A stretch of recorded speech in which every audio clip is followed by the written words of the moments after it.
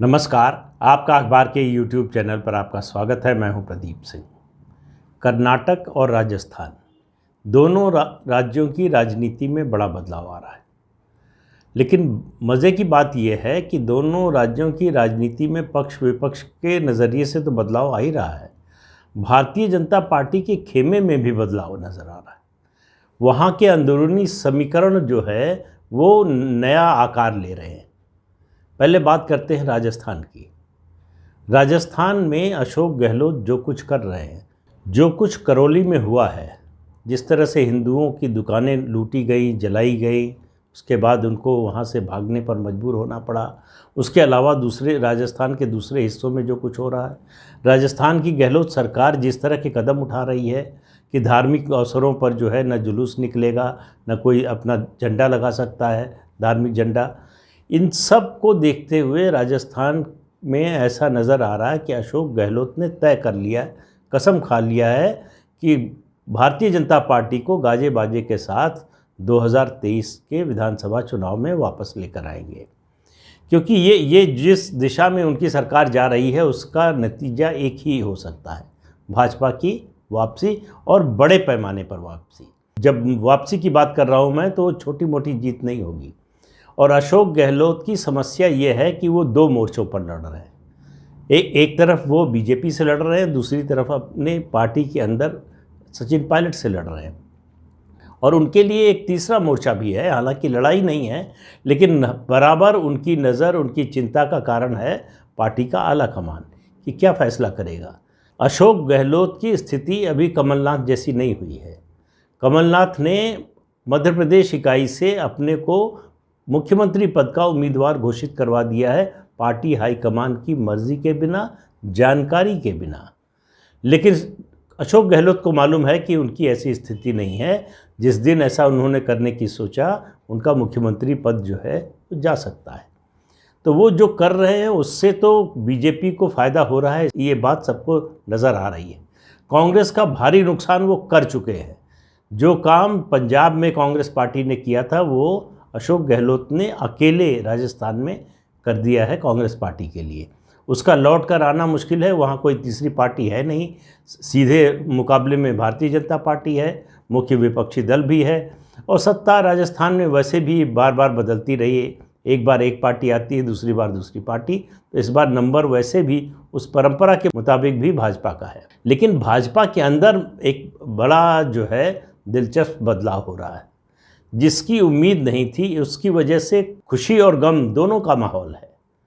खुशी और गम का, खुशी का माहौल ये है कि जैसे जैसे राजस्थान में भारतीय जनता पार्टी के पक्ष में हवा बन रही है, कांग्रेस के खिलाफ जैसे जैसे माहौल बन रहा है, वैसे वैसे वसुंधरा राजे सिंधिया का जो विरोधी खेमा है भाजपा में, उसमें खुशी की लहर दौड़ रही है। क्यों खुशी की लहर दौड़ रही है? इसलिए कि उनको लग रहा है कि जितना मजबूती से बीजेपी आगे बढ़ती हुई नज़र आएगी, जितना उसके आने की संभावना बढ़ती जाएगी, वसुंधरा राजे सिंधिया की बार्गेनिंग पावर कम होती जाएगी।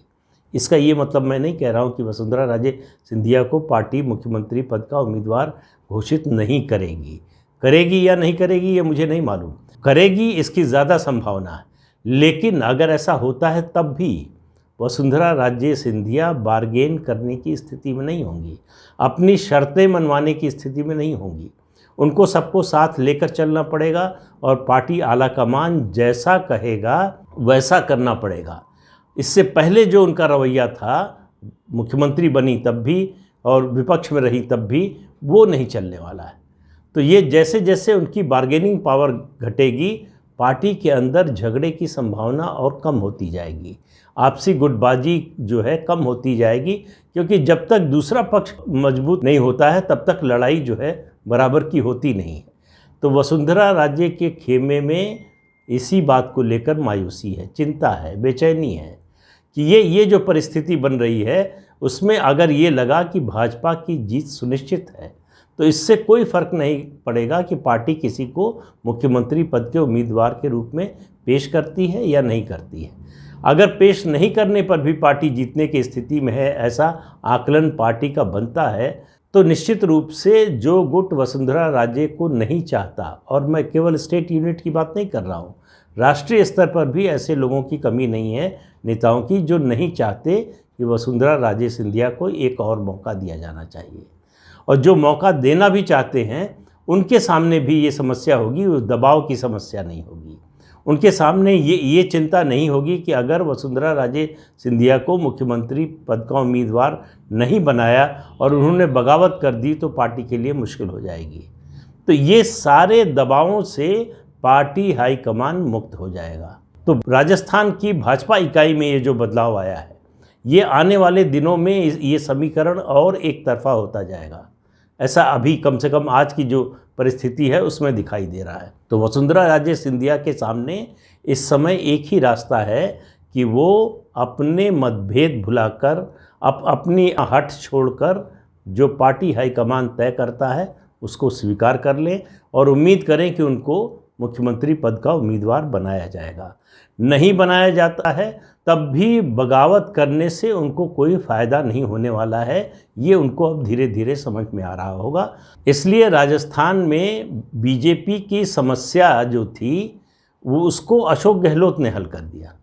अशोक गहलोत ने जो काम किया है उससे बीजेपी की बहुत सारी समस्याएं, बहुत सारे जो उलझे हुए प्रश्न थे वो सब उनका उत्तर मिल गया है। तो अशोक गहलोत को मैं पहले भी एक बार कह चुका हूँ, भारतीय जनता पार्टी को अगर किसी एक व्यक्ति को राजस्थान में धन्यवाद देना चाहिए तो वो अशोक गहलोत है। तो उनकी वजह से जो है, और उनकी वजह से एक और चीज़ हुई है कि सचिन पायलट मुख्यमंत्री बन सकते हैं और वो एंटी इनकम्बेंसी को पछाड़ सकते हैं, इसकी भी संभावना एक तरह से अशोक गहलोत ने खत्म कर दी है। अगर आज की तारीख में सचिन पायलट मुख्यमंत्री बन भी जाते हैं तब भी कांग्रेस की स्थिति में किसी सुधार की कोई गुंजाइश नज़र नहीं आती है। तो भाजपा की कई चिंताओं को जो है अशोक गहलोत ने दूर कर दिया है। अब बात करते हैं कर्नाटक की। कर्नाटक भारतीय जनता पार्टी का दक्षिण का एकमात्र द्वार है। अगर पुदुचेरी की बात न करें तो कर्नाटक में लंबे समय से भारतीय जनता पार्टी मुख्य दल के रूप में वहाँ स्थापित है। जो 3 पार्टियां हैं उनमें अब स्थिति ये हो गई है कि कांग्रेस और बीजेपी में ही नंबर 1 और 2 की लड़ाई होती है। जेडीएस हमेशा से नंबर 3 पर रहा है और अब भी है, और उसकी स्थिति दिनों दिन गिरती ही जा रही है, सुधरने की बजाय। अब एक तरह से उसकी स्थिति जो है बीजेपी की बी टीम की तरह हो गई है, क्योंकि उसकी पार्टी के कई लोग जो है भारतीय जनता पार्टी में शामिल होना चाहते हैं। अभी विधान परिषद के जो चेयरमैन हैं वो जेडीएस के हैं, वो भारतीय जनता पार्टी में आने को तैयार हैं। लेकिन लड़ाई मुख्य रूप से बीजेपी और कांग्रेस की है। हिजाब का मुद्दा, फिर उसके बाद जो है हलाल और नॉन हलाल का मुद्दा, फिर धार्मिक जुलूसों पर हमले का मुद्दा, इस तरह के जो तमाम मुद्दे उठे हैं उनके कारण भारतीय जनता पार्टी के इर्द गिर्द ध्रुवीकरण पहले के मुकाबले बहुत ज़्यादा बढ़ गया है। एक समय था कि जब मैंगलोर के जो कोस्टल बेल्ट है उसमें भारतीय जनता पार्टी का इस तरह का हिंदुत्व का ये उसकी पकड़ जो है नज़र आती थी, वो अब धीरे धीरे प्रदेश के ज़्यादा हिस्सों में पहुंच चुका है। भारतीय जनता पार्टी की स्वीकार्यता मुझे लगता है कि आज जितनी है उससे पहले कर्नाटक में शायद कभी नहीं थी। और बसवराज बोम्मई, जो येदियुरप्पा को हटाकर जिनको मुख्यमंत्री बनाया गया था, जिनको लेकर बहुत सारे सवाल थे, और सवाल भाजपा के अंदर ज़्यादा थे कि उनकी जो ट्रेनिंग हुई है, उनका जो सबसे ज़्यादा समय राजनीति में बीता है वो सेकुलर खेमे में बीता है, तो क्या वो भारतीय जनता पार्टी की संस्कृति को अपना पाएंगे? क्या वो उसको एक्सेप्ट कर पाएंगे और कार्यकर्ताओं में उनकी एक्सेप्टेंस हो पाएगी? ये एक बड़ा सवाल था। इसीलिए पार्टी हाईकमान के सामने येदियुरप्पा की जो छाया है वो बराबर जो है वो विकराल रूप में सामने खड़ी रहती थी। येदियुरप्पा की बार्गेनिंग पावर कम होती हुई नहीं दिख रही थी, और ये लग रहा था कि 2023 मई में जो विधानसभा के चुनाव होने वाले हैं उसमें येदियुरप्पा फिर अपनी ताकत दिखाएंगे, बार्गेनिंग करेंगे, अपने लोगों के लिए टिकट, बेटे के लिए मंत्री पद और इस तरह की तमाम मांगें वो रख सकते हैं। और पार्टी हाईकमान के लिए मना करना असंभव नहीं तो बहुत मुश्किल ज़रूर होगा। लेकिन कर्नाटक में जो माहौल बना है पिछले कुछ महीनों में, उसने येदियुरप्पा की बार्गेनिंग पावर घटा दी है और बसवराज बोम्मई को पार्टी में उनके नेतृत्व को स्थापित कर दिया है। अब उनके जो है उनकी कार्य संस्कृति, उनकी कार्यशैली, भाजपा से उनके लगाव, भाजपा की संस्कृति से उनके जुड़ाव, इन सब मुद्दों को लेकर कोई सवाल नहीं है।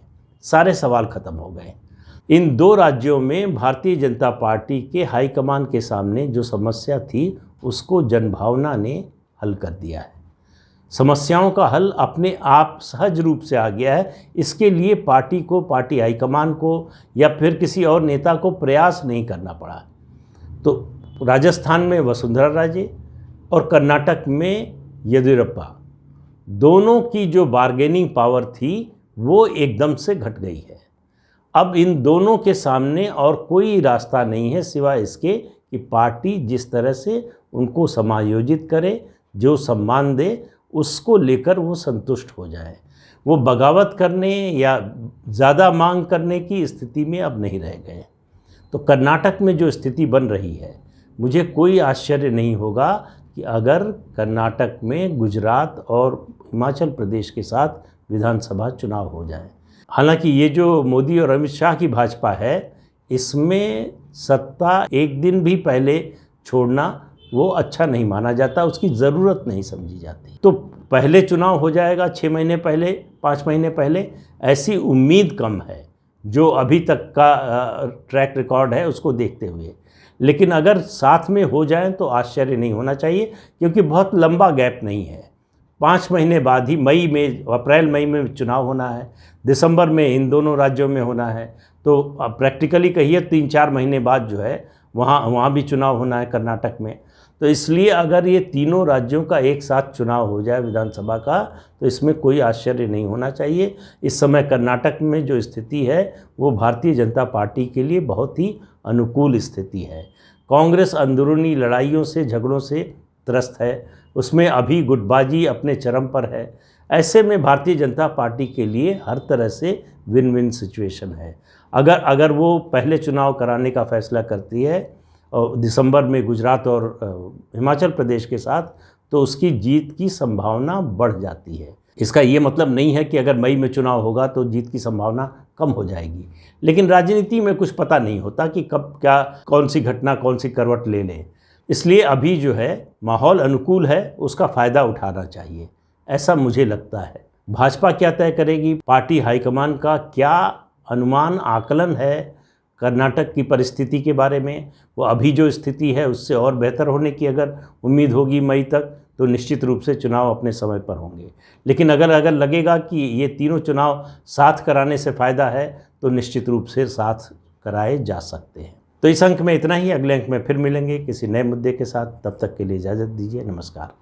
आपसे अनुरोध है कि ये चैनल देखिए, शेयर कीजिए, लाइक कीजिए और सब्सक्राइब ज़रूर कीजिए। नमस्कार।